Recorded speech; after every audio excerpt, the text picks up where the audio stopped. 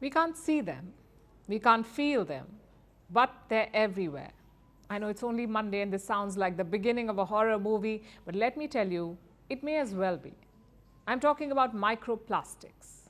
They're in our land, water, and air, also in the clouds. Microplastics are in our bodies too, in our lungs, our hearts, our bowels, even in the blood that pulses through us. And now, microplastics could be in our brains too. A new study is out. It says once in the brain, microplastics can increase the risk of a number of problems like inflammation, neurological disorders, and even diseases like Alzheimer's or Parkinson's. So, what are microplastics and how can you reduce your exposure to them? Our next report tells you. No corner of the planet is free from microplastics, so it's about time we talk about them. As the name suggests, these are minuscule fragments of plastic. It's a broad category which accommodates any piece of plastic less than 5 millimeters in size. Microplastics are everywhere, existing as invisible specks of eroded plastic.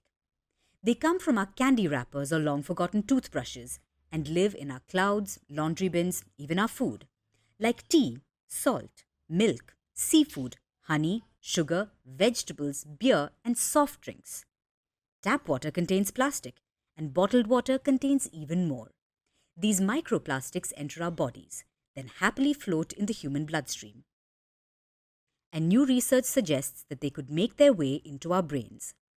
The study was held by the University of Vienna. It was conducted on mice. These mice ingested water containing plastic. Within 2 hours, plastic had made its way to the mice's brains. This shows how easily plastic could be sneaking into ours.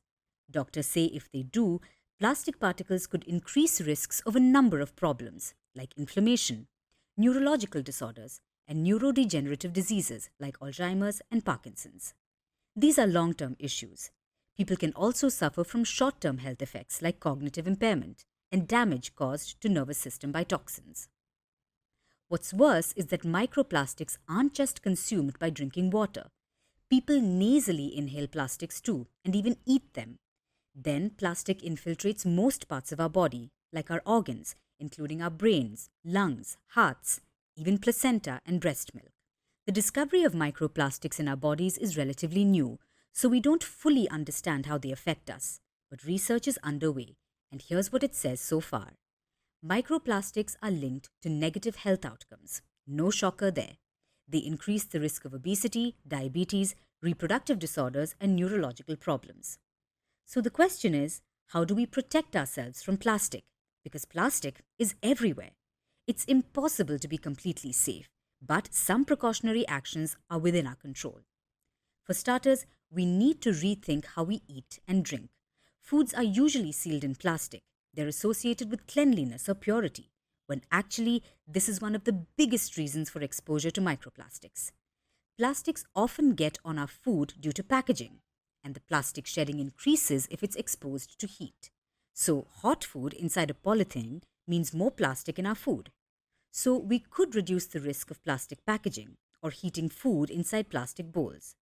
Secondly, switching to natural fibers helps, like wearing cotton or wool instead of polyester, since it could reduce the amount of plastic we inhale. The fact is, we can't worry about every little bit of plastic we encounter because it's everywhere. It's impossible to eliminate the risk. So, the goal isn't to live in fear, it's simply to take precautions and minimize the risk. After all, life in plastic isn't always fantastic.